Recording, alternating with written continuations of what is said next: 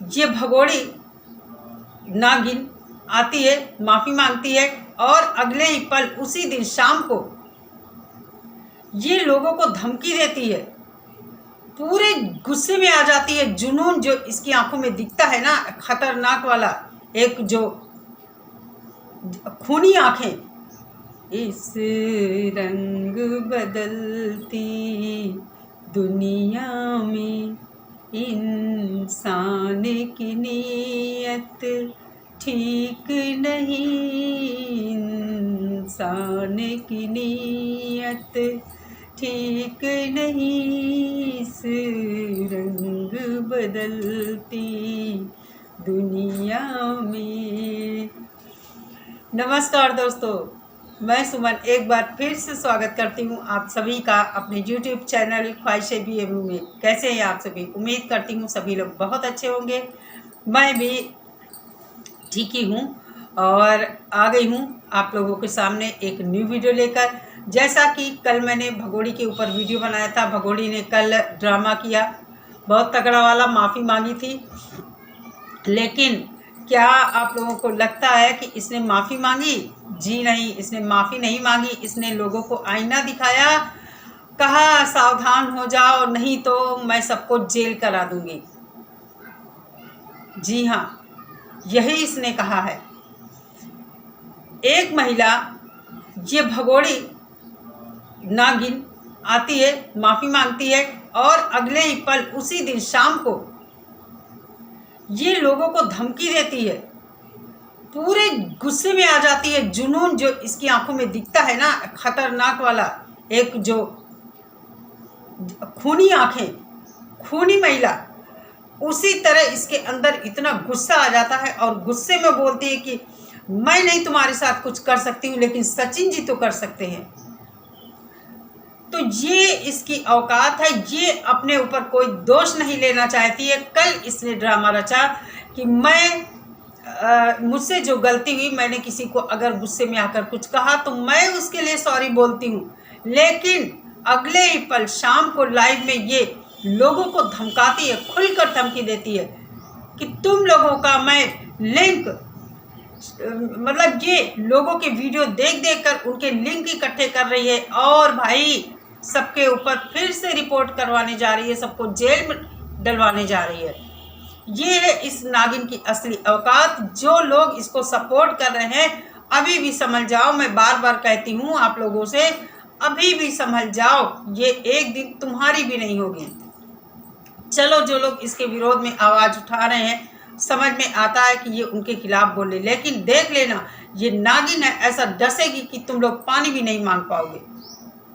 बहुत पछताओगे, बहुत पछताओगे। आप लोग एक बात सोचिए, जिस औरत ने 35-40 साल पाकिस्तान में गुजारे हैं, ये वहाँ की नहीं हुई, आप लोगों की कैसे हो जाएगी? कैसे हो जाएगी आप लोगों की?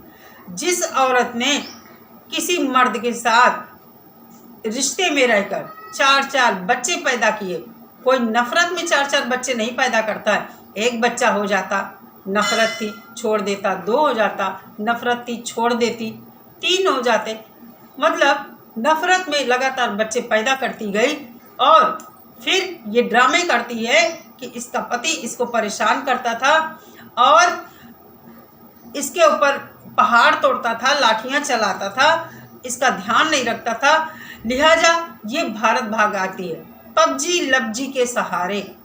आप लोग मुझे बताइए, भारत में उस समय पबजी बैन था, क्या ये पबजी वाला जो ड्रामा इसने किया है वो सही किया है? क्यों नहीं आप लोग समझते हैं? मेरे पास एक भाई का कमेंट आया था कि अब तो उसने गलती कर ली है, अब तो उसने गलती कर दी है, तो अब हमारा फर्ज बनता है उसको यहाँ शरण दे। हम कौन होते हैं शरण देने वाले? क्यों हम शरण दें? अभी आप लोग देखिए, हमारे भारत के बगल में दूसरा पाकिस्तान बनने को तैयार है। कहाँ ले जा रहे हो भारत को? आंखें खोलो, चेतो, बांग्लादेश में क्या हो रहा है। ऐसे ही संभावना जताई जा रही है कि ISI पाकिस्तान का ही हाथ है इस सब में, और बहुत कुछ संभव है। तो हम क्यों इस पाकिस्तानी पर भरोसा करें? क्यों नहीं इसको यहाँ से भगाने का प्रयास किया जाता है कि जल्द से जल्द इसको भगाया जाए। हमारे देश को अंदर से खोखला करने की तैयारी है कि हमारा देश जो दुनिया में अब नाम कर रहा है, इस भगोड़ी के चलते हमारे देश की साख दिन पर दिन गिरती जा रही है।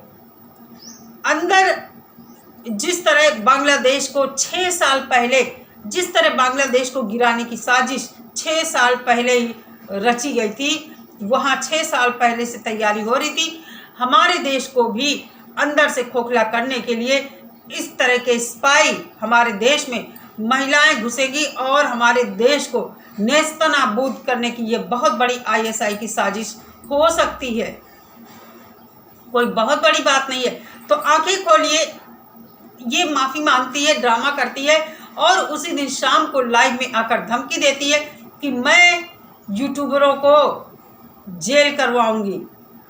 इतने कॉन्फिडेंस के साथ ये बोलती है। जो आप लोग सोचिए, जो औरत किसी से माफ़ी मांगती है ऑन सोशल मीडिया पब्लिक के सामने, लेकिन उसी दिन वो शाम को लाइव में पूरी तरह और इतनी ज़्यादा ये गुस्से से भरी है अपनी लाइव में कि इसका गुस्सा देखते ही बनता है।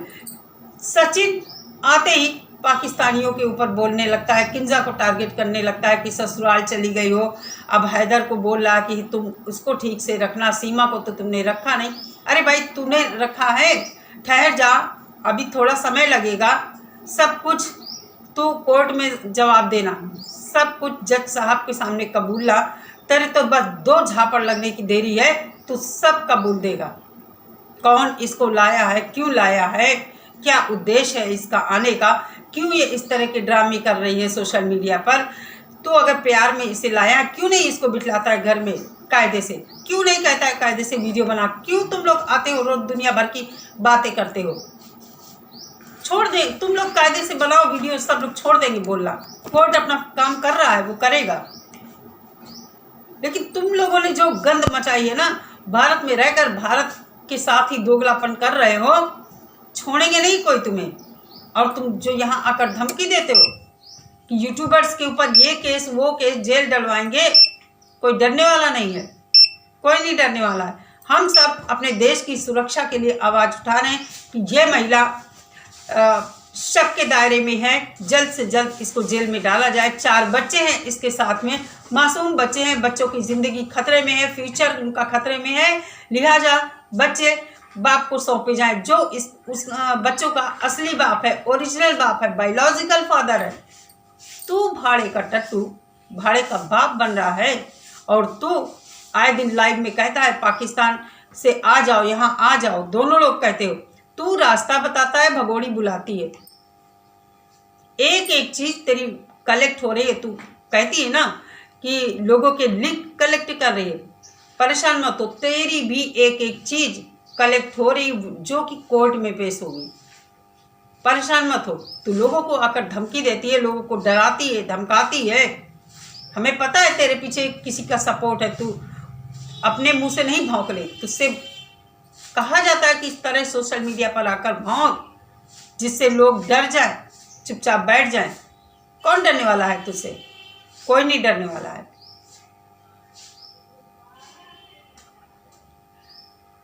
एक दूसरे देश की महिला आकर यहाँ पर लोगों को डराती है, धमकाती है। आखिर क्यों? क्योंकि हमारे कुछ चंद भारतीय लोग इसके सिर पर हाथ रखे हुए हैं, इसलिए ये लोगों के साथ इस तरह पेश आती है। लेकिन परेशान मत हो, परेशान मत हो।